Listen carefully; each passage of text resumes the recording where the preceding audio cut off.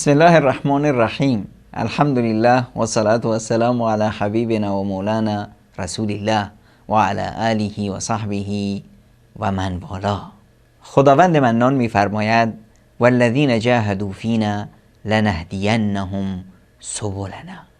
آنهایی که در راه ما مجاهده کردند، تلاش کردند، جهاد کردند، سعی کردند، ما اونها رو هدایت میدیم به راهمون. خداوند منان میفرمایند والذین جاهدوا فینا لنهدینهم سبلنا و ان الله لمع المحسنین. اونهایی که در راه ما سعی کردند، تلاش کردند، جهاد کردند، کوشش کردند، ما اونها رو هدایت میدیم به سوی راهمان. هدایتی که خداوند ازش سخن میگه اون رو مشخص نمیکنه، به صورت اجمالی است. لنهدینهم سبلنا، ما اونها رو هدایت میدیم به سوی راهمون و راه خداوند هم به صورت اجمالی ذکر میشه.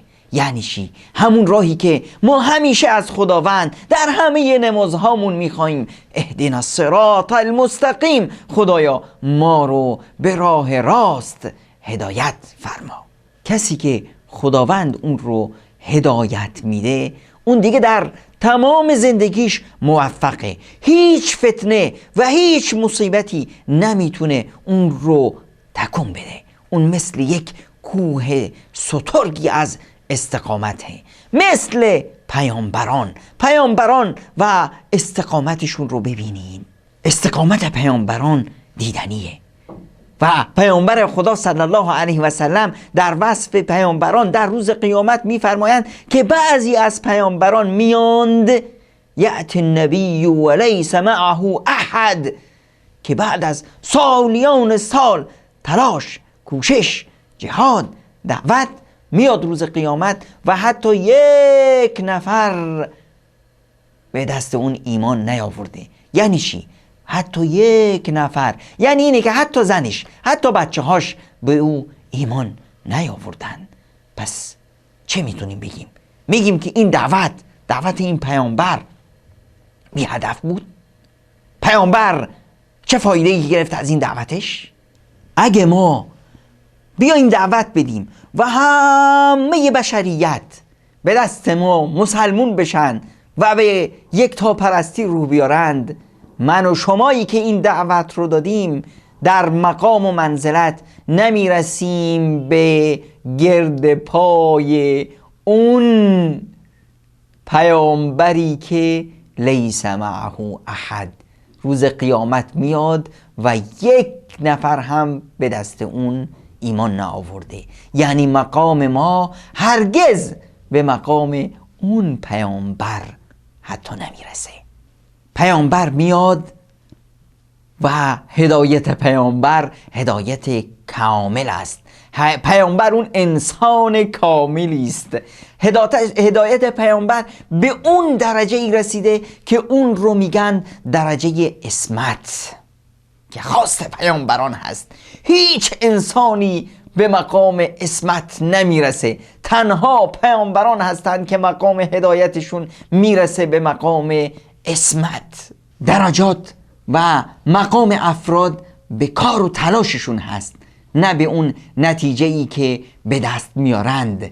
خداوند متعال میفرماید لکل درجات مما عملوا، برای هر یکی از اونها مقام هایی است، منزله هایی است، جایگاه هایی است در نزد خداوند متناسب با اون فعالیتشون، با اون کارشون، با اون تلاششون در راه خدا.